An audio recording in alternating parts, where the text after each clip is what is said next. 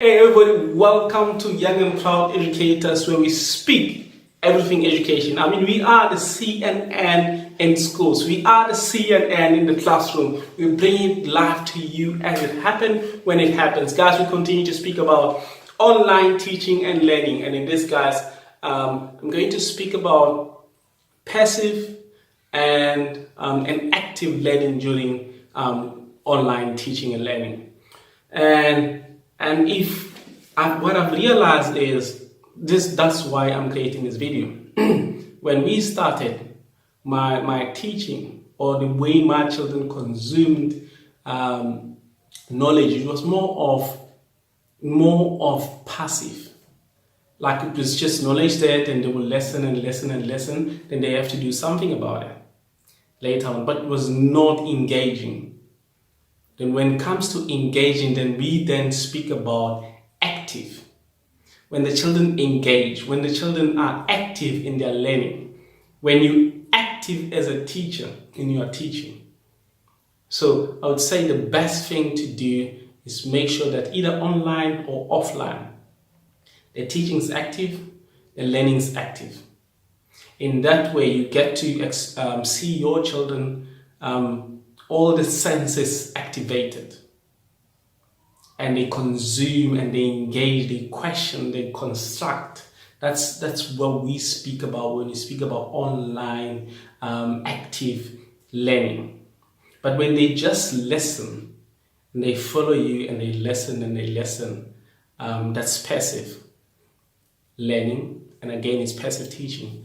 And in that sense, you will find children dozing off as you teach, thinking about whatever that's happening in their mind, and as such they'll be bored and they'll be out of it, and I think when that happens, that's when they will start not liking your class. They will not look forward to come to your class, because they know that class is so boring. It's so boring because that man right there or that lady right there stands in front of the class, and they speak and they speak and they speak. So as such, I'm just gonna be there and fold my arms and listen, like when you go to church, you just sit there and you listen to the pastor for 30 minutes, 45, an hour sermon, and you cannot question, and more like Bible study. Let's leave that.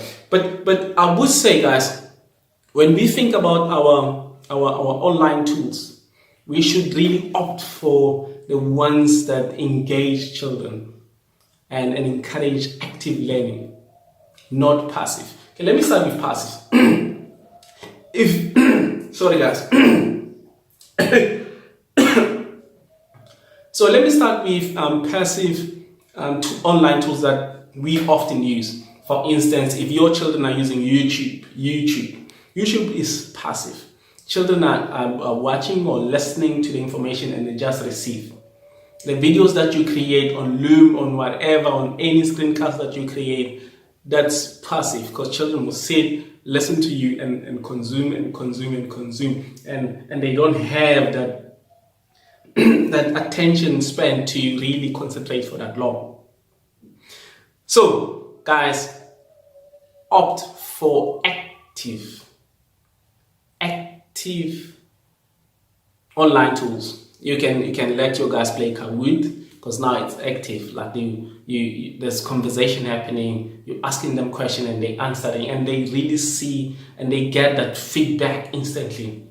You can go quizzes. You can go the ones that encourage collaboration, like you work on a whole lot of Google Suite, be it Google Docs and Google Docs, Google Slides, whole lot of kind that children can use to remain active in their learning, and as such they will enjoy it, and they all their senses will be activated as they go through the process. So guys, I'm gonna load whole lot of apps that you can use for your online teaching that will encourage your children to be active. But this go beyond online. You can use them when we guys go back to online. When you go back to our campus or our respective classrooms, so you can use the same equipment. So let's watch them quickly.